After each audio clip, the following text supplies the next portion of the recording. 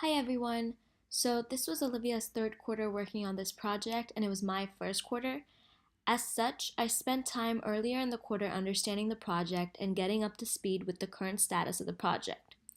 An important note is that we have changed the name of the project from HS4X to Dynamic Habit Sourcing, which allows us to distance our project from the 4X project more. One of the earlier tasks we completed was we created a lexicon detailing the different jargon used in our project. We wanted to solidify our understanding of the vocabulary around our project so we could focus on higher level concepts. One of our goals for the quarter was to test our system in order to make progress on our understanding of how to achieve habit building through an opportunistic model that collects data. In order to get there, we had to fix and update our tech. So inevitably, tech was one of the major focuses for this quarter. Another overarching goal for the quarter was to run some iterative studies to understand what constitutes a good experience overall for the habit building users. This was especially important because our long-term goal with this project is to write a short paper. In preparation for the study, we went through an iterative design process that helped us gain a better understanding of what we were testing for and how to best design our tech to test it. In preparation for Kai, we also focused on figuring out our core contribution, while also thinking about what habit sourcing lacks. We filled out the Kai planning document and revised it through the course of the quarter as we fleshed out the details of our contributions. In the end, we divided it up into two main contributions. One, leveraging users' existing habit building motivations along with the knowledge of everyday environmental features to create unique experiences. This not only furthers the user's habit building journey, but also elevates habit sourcing by ensuring that the collection of high fidelity, high coverage environmental data.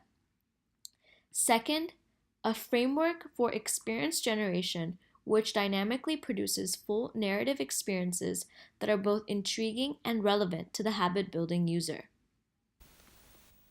Further, we needed to make sure we developed our tech in order to showcase this contribution. So we worked on expanding the run collection with consistent spacing between moments and adding more content.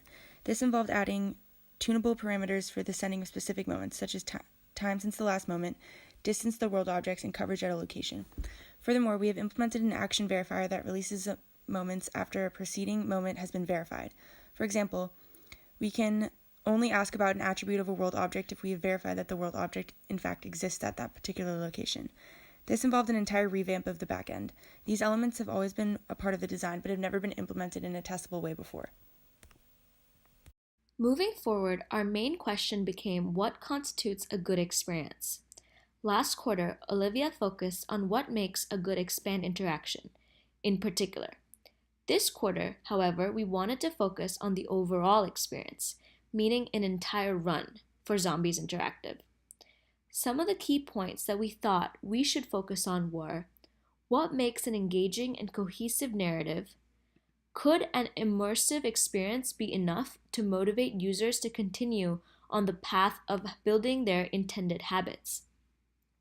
So we proceeded to brainstorm, particularly leveraging the time given to us in peer research to present ideas about experience generation. We created a guideline for designing a good experience. We believe that this is one of the most important aspects of our project, as it is what makes habit building users more engaged. The guidelines came about as a culmination of a lot of different documents that we wrote throughout the quarter. We started by creating story graphs to visually see how a run experience might look. Then we realized that we needed a contingency plan to avoid radio silence, in case the runner was not around any world objects. So we brainstormed different possible story moments that might work in the current storyline. We also wanted to try and make it so that we could still collect some data from these contingency moments, even if they were not in direct relation to world objects in our database. We went forward and wrote out all of the possible storylines that could then be generated using our current moments that we had brainstormed. Once we had all of the storylines, we thought it useful to test the cohesiveness of each possible run journey. This is especially important for our project since we rely on the opportunistic deployment of a run moment. This means that any of the moments in the specified stage of the run can be played to the user. Therefore, it is crucial to make sure that no matter which moment gets played, it makes sense in the context of the current run. We were able to identify weak storylines in this way and eliminate them. With our design set in place and tech to back it up, we were able to run a few iterative tests at the end of the quarter. This involved going on a run with a participant who had the Zombies Interactive app downloaded on their phones. Priya participated in an experience with one friend on South Campus, and I went on a run with another participant that lasted about 15 minutes. In this run, 3 expand moments were played and 2 default moments were played with a spacing of about 3 minutes. From this run, I was able to gather qualitative data about the experience from the participant's perspective, as well as take note of potential technical improvements to make the experience more enjoyable. Here's our demo, which is similar to what a participant experienced.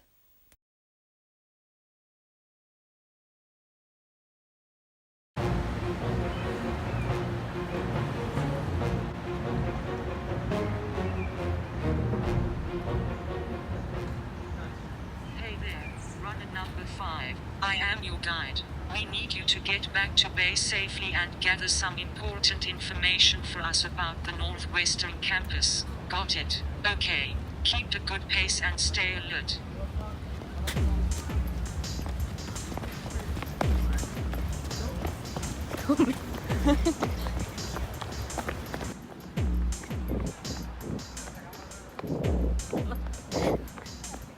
Is on your tail.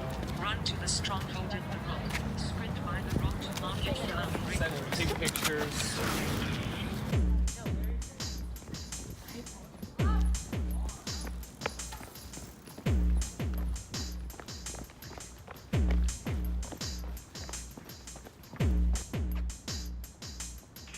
We've lost some of our agents. Runner 5, you're our only hope. We're going to need you to pick up the pace and gather more intel for us.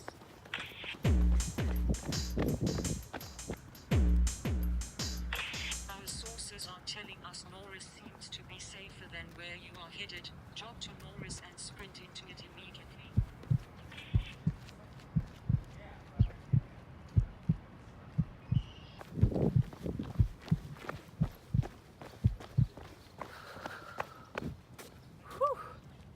Good work out there, runner 5.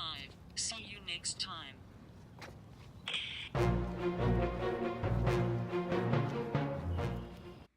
One of the biggest takeaways from this end of quarter testing was that the experience felt a bit sparse.